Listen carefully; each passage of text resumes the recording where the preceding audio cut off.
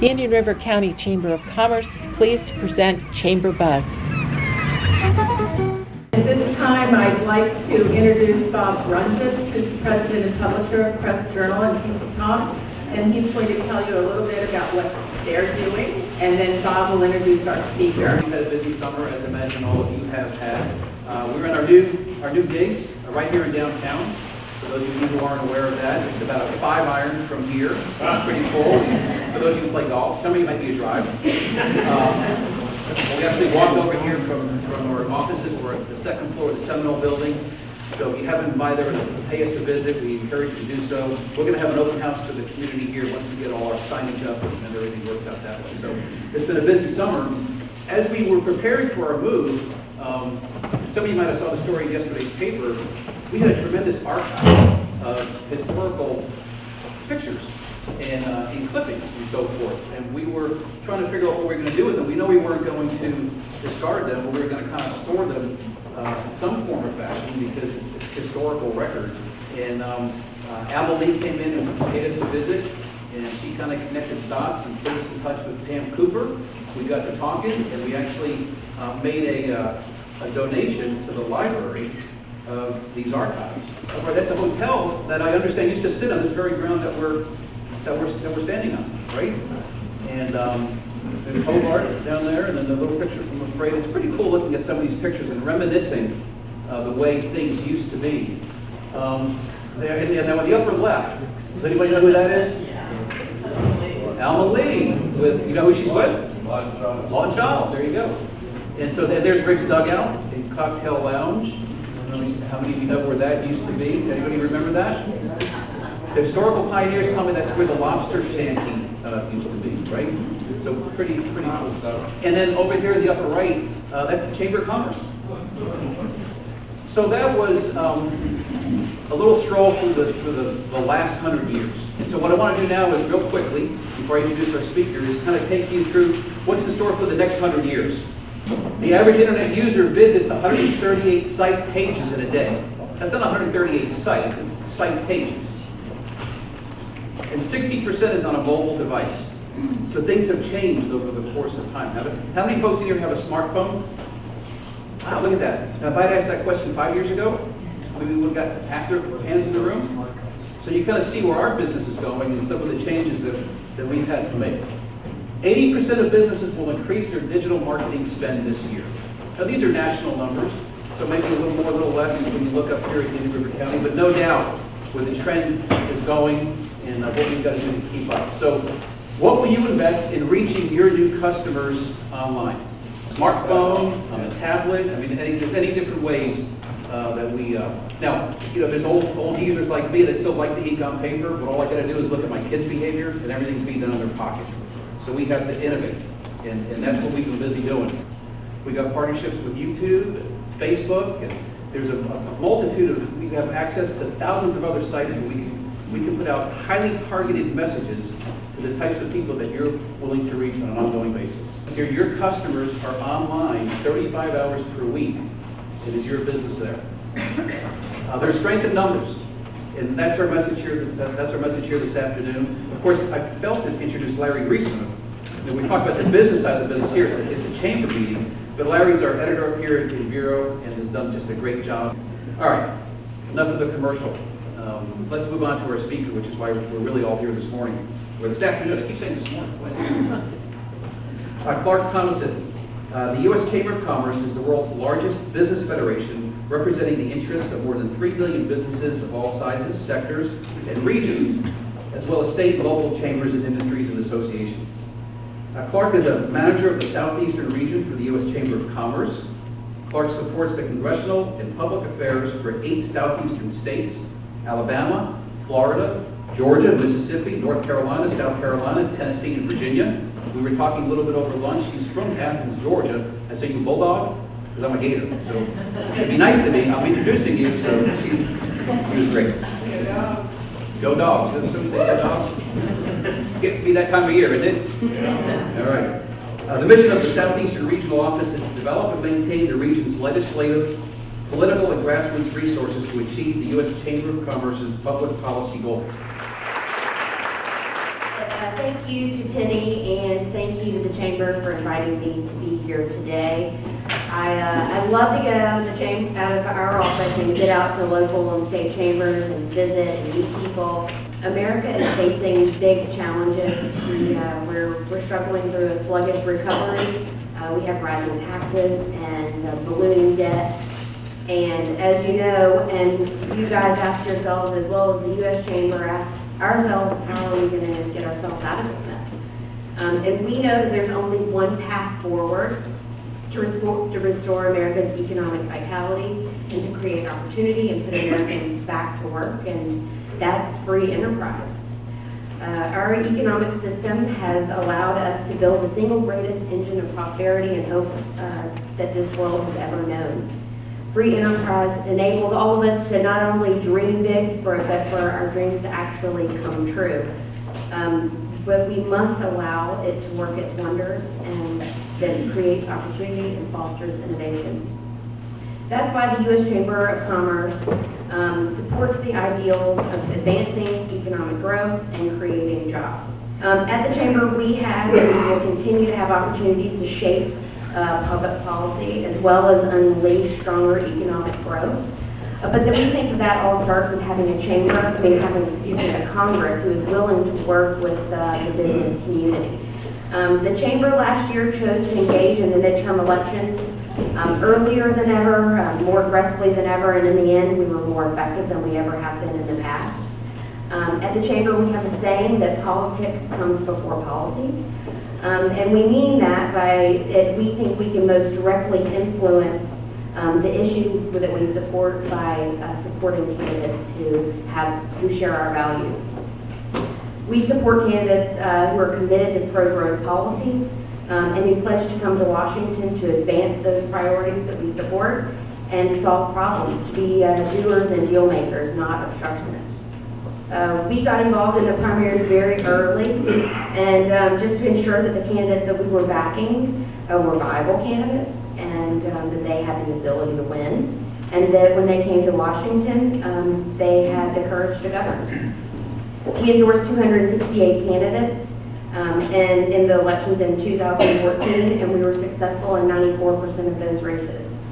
We made financial investments in 45 candidates, 15 in the primary and 30 in the general election.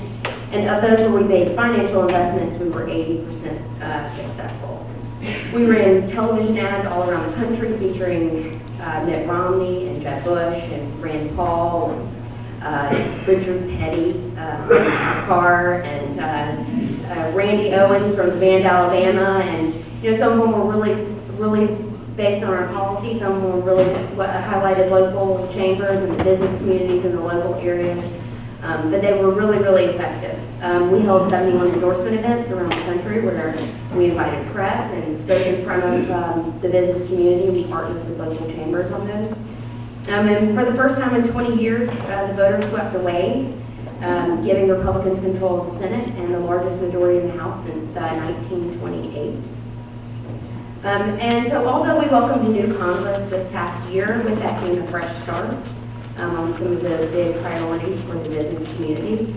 In 2015, we asked our nation's leaders to rally around a common bipartisan goal, stronger and deeper economic growth in order to create jobs and expand opportunities. We believe that we get there on a two-pronged agenda. The first side of that agenda is what we call our growth agenda, which capitalizes on trade and energy and technology and infrastructure.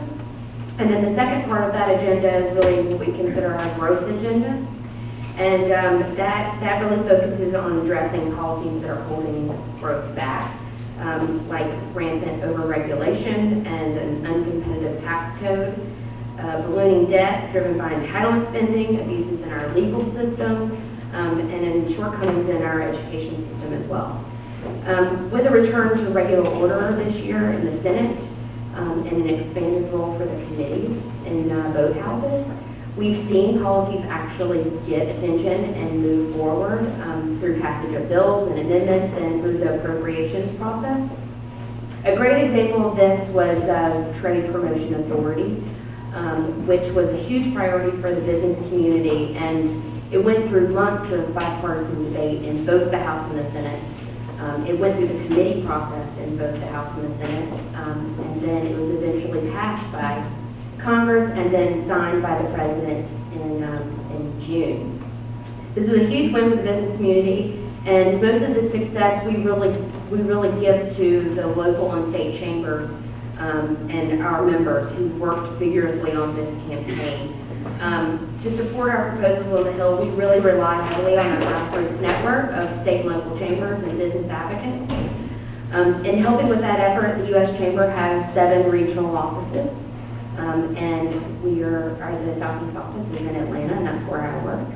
And we work with our partners around the country to really magnify all of our voices in Washington and to remind members of Congress who they represent and let them know that the business community back at home is watching. We are the face of the chamber at home, and we're also the grassroots arm of the chamber. We travel around the region attending conferences and events and speaking at lunches and breakfasts like this. We also make it a priority to maintain a relationship with our members of Congress from our region, as well as their district staff who live in your backyard. We serve as a resource to you, and we help your members engage with their federal elected officials.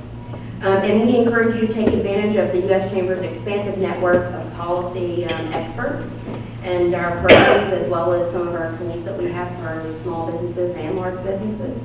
And we really do want to partner with you guys. We think that it makes both of us really stronger. We make it a priority that you guys are apprised of the issues that are going on before Congress and where the collective business community stands on those issues.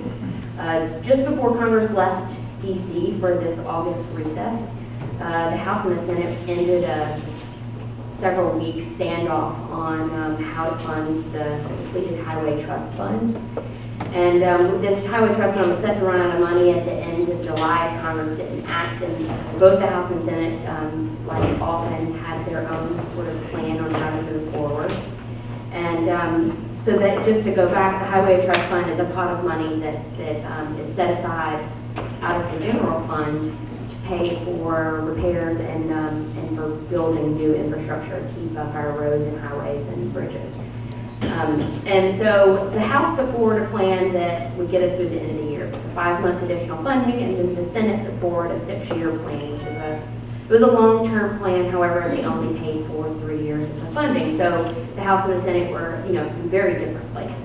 And in the end, they kicked the can like they normally do and gave us a 3-month extension that got us through August, which is the busiest time for infrastructure projects, through the rest of the summer and into the fall. And the hope is that they will come back together in the fall and work on a long-term infrastructure plan. The Chamber, while we don't support ever letting the trust fund run dry, we also really don't we don't promote these short-term fixes on any bill, particularly something like the Highway Trust Fund and infrastructure. These plans, as you know, local and state governments they have to plan 7 to 10 years out for big highway projects. And if you don't have the money guaranteed from the federal government that is matched for your money, it's really hard for you to make a commitment on a 7-year project or 10-year project.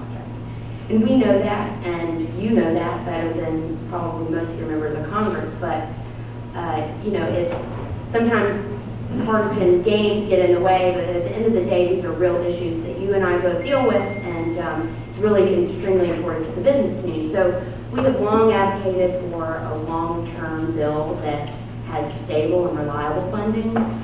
We don't necessarily put forward a plan because we feel like we would prefer that Congress put forward a plan, and then we'll let them know sort of where we stand on it. We have always advocated for an increase in gas tax, and we realize that that's not necessarily the most popular thing in Congress, is any sort of tax increase, and it varies state to state, but we do know that more funding is needed without having to continually take money out of the trust fund every year. So that's been a big issue for the Chamber this year, and we'll continue to work on it in the fall, and we're hopeful, really hopeful, that that maybe we'll come up with a long-term funding bill.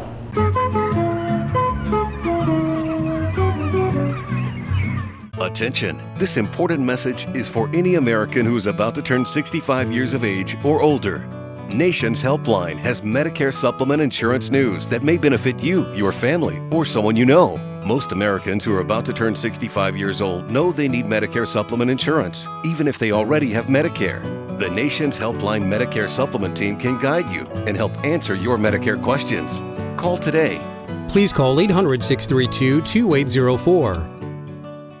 Marsha. Hi, I'm Penny Chandler. I'm Freddie Wolford. I am Barbara Hoffman. And I'm Gregory Simpson. I'm here with Police Chief David Curry. You're in good company on VeroBuzzTV.com, Vero Beach's local TV station on the internet. I just love it. Tell a friend. We love y'all!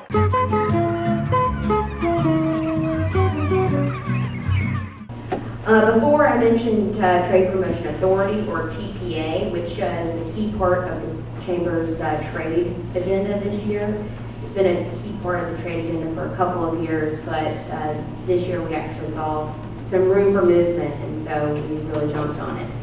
This is one of the best examples where lobbying in Washington is really important, but having a grassroots network at home was the key to our success. Without the nation's businesses really rallying behind us and calling on their members of Congress, this bill likely would not have passed. One of the simplest concepts in business is that, as everyone here knows, is that in order to grow your business, then you need to raise more revenue, create more jobs, or expand operations. You need to sell more, and that usually requires widening your customer base. And 95% of the world's customers live outside of the United States. So we feel that tearing down those trade barriers between us and those other customers, it will add more business, adds more growth, and in the end, more jobs. One in 4 U.S. manufacturing jobs depends on exports, and 1 in 3 acres of American farms are planted for consumers that live overseas. International trade, exports and imports alike, support more than 2.4 million jobs in the state of Florida. And your export of goods last year reached $96 billion in revenue. Trade is especially important for Florida's small businesses. More than 58,000 of them are exporters. And there's room for just so much more growth in that department. That's why Chambers of Commerce from Florida and from all around the country really joined together with us around the support for passage of TPA. Nearly 300 chambers signed on to our letters to Congress. Many of them wrote op-eds in their local papers, and then highlighting those impacts in their local community. And others called their representatives and emailed their representatives and senators and really encouraged their support. And together with lots of work and lots of months of work, the bill was signed into law in June. And this bill, we believe, will strengthen the United States negotiating position in future trade agreements and helps to ensure a strong deal for both U.S. workers and for U.S. companies. Another concern for the U.S. business community is Congress's inability to reauthorize the Export-Import Bank, or some of you may know of it as XM, which lost its congressional reauthorization at the end of June. This bank has been scrutinized by a lot of anti-business groups, but the truth is that XM has a long history of success. It's generated more than $7 billion, more than Congress has ever authorized, and it supports more than 1.3 million private sector jobs since 2009. So it's no wonder that every president has supported the XM Bank prior to this Congress, every president since Franklin Roosevelt, who founded the agency in 1934.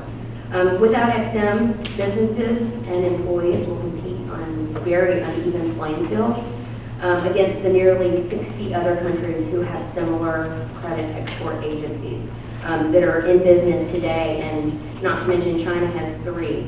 And they give loans on triple the size of the XM Bank's loan sizes. So we're competing uphill without Ex-Im Bank. So we call on all of our chambers and all of our grassroots network to really encourage Congress to reauthorize the Ex-Im Bank. It is actually has expired, but they will continue making loans that have already promised. They just want to make new ones. So we're hopeful that they will hopefully maybe attach this to a long-term transportation bill in the fall. So another concern to the business community has been the recent rise in cybersecurity and cyber attacks. We've seen many this year and many over the past few years. And the Chamber strongly supports Congress's attempts to pass a cybersecurity bill. Most recently in the Senate, right before recess, they attempted to pass the Cybersecurity Information Sharing Act, and the Chamber is very supportive of that legislation, which is why we've joined with 47 other business groups that represent nearly every sector of the business economy. And we've called on Congress to pass legislation that helps businesses not only improve their awareness of cyber attacks, but also to enhance their protection and their response capabilities, and when they work with U.S. entities, or government entities, excuse me. Cyber attacks aimed at U.S. businesses and government bodies are increasing and being launched from very sophisticated hackers and organized crime groups and state-sponsored groups as well. While the Senate didn't pass CISA before they left for August recess due to concerns that Democrats had on the amendment process, that we do feel pretty sure that they will work on this in the fall. They reach a deal where each side will have the ability to put forward 10 amendments to the bill, and then hopefully that they'll be able to pass that maybe sometime in early September. And then, like I mentioned, this is a two-pronged agenda, and while we'll always support to continue to keep our economy growing, and pushing an agenda in trade and infrastructure and energy and technology, we also must embark on sweeping reforms to our government programs. Often, small businesses see the brunt of overregulation and outdated regulations, and because they simply just aren't equipped to deal with the overhead and the costs associated with being compliant. When I walked in, I was speaking to a gentleman here, and he was saying that, you know, the permitting process in Florida is just absolutely awful, and some of that is a state issue and it's not a federal issue, but it really is. When we talk to local chambers of commerce around the country, usually their number one issue with us is not necessarily, you know, promoting trade or promoting energy. It's, you know, their members are coming to them about regulations and outdated regulations. And so just last week, the Obama administration released its Clean Power Plan. We feel that it's an unprecedented regulatory move intended to restructure our nation's energy sector. Under the EPA's Clean Power Plan, U.S. power plants must cut their carbon emissions by 32% by 2030 compared to their 2005 levels. Under the plan, EPA will set varying carbon emission reduction rates state by state. By 2016, every state must put forward a plan to reduce and meet this EPA mandated goal. We think that the EPA's power plan is not so much a war on coal as it is a war on coal workers. The Clean Power Plan will force many coal plants out of business, and which means cutting jobs and putting a squeeze on what has been the U.S. energy sector's most abundant and affordable source of energy. Because of the drastic reduction in coal, we believe it will reduce jobs up to 34,000 by 2030. The EPA admits openly that the plan will drive up utility prices, therefore raising the cost of living and doing businesses for customers and businesses, and particularly hurting manufacturing and small businesses. Utility costs are already one of the highest cost drivers for small businesses. Many argue that this is a fair cost for a massive reduction in emissions and the significant global impact. However, studies have shown, and not just the U.S. Chambers, but several others, that this reduction will only cause a minuscule dip in emissions with virtually no impact on global temperature. Researchers have said that the impact is so small that, to put it in context, is essentially undetectable. Thousands of jobs lost, billions of dollars spent in compliance, and all that for basically little to no impact at all. That's why we at the Chamber are diligently working to push back this regulation with our President and CEO, Tom Donahue, saying it's a bad deal for America, and we will pursue all available options, including litigation if necessary, to block EPA's regulatory power grab from taking effect. And so while we're continuing to work on the regulatory process, whether it's existing regulations or ones that are coming out like the EPA's Clean Power Plan, we're continually working with our members just to make sure that they have the resources they need and they know the impact that this will have on their business so that at least that they can prepare. It's important to us that the business community remembers that you have a significant stake in the policy opportunities and the challenges that face our nation. We have an important perspective that we have to share. We are leaders and we must have a clear and unified voice in this debate. Like many things, if business doesn't use its voice and use it in a clear and unified way, we have a risk of losing it. Our greatest strength of the U.S. Chamber is when local, state, and national partners come together and work as partners. We won't always agree on every policy and every detail of every bill, but we can and we must work collaboratively together towards a shared goal of driving economic growth, giving businesses the policies they need to succeed, creating jobs, and spreading opportunity. As well as being united, and we also really feel it's important that everyone is engaged. The U.S. Chamber has a big name, and everybody in DC knows about the U.S. Chamber, and the news talks about the U.S. Chamber quite a bit, but we really are made up of our local and state chambers and our members, just like a local chamber is. And we really feel our biggest and best strength is when all of us are talking at once and not just the U.S. Chamber talking. It's important to engage not only at the organizational level, but also the board level and down to the individual level. Embrace your role as a member of this chamber and know the policies that are coming out of DC and how they're going to affect your business. And if they affect your business in a negative way, make sure your members of Congress know. It's important that you talk to them on a regular basis and let them know, what they're doing in Washington really does have a significant impact on the way you do business back here in Vero Beach. Thank you again for inviting me to be here today to speak, and thanks again to Kenny for having me. And we are here for you guys as a federal level expert on any sort of issues. And when I say we, I don't mean me. We have policy experts in DC that know everything there is to know about all of these issues that I discussed today. And so if you ever have any questions, let us know, and we're happy to give you more information. All right, thank you. Really appreciate Clark coming from Atlanta and being with us today and sharing the perspective from the United States Chamber. We think it's important to bring meetings like this to our members and to give you an opportunity to hear from folks.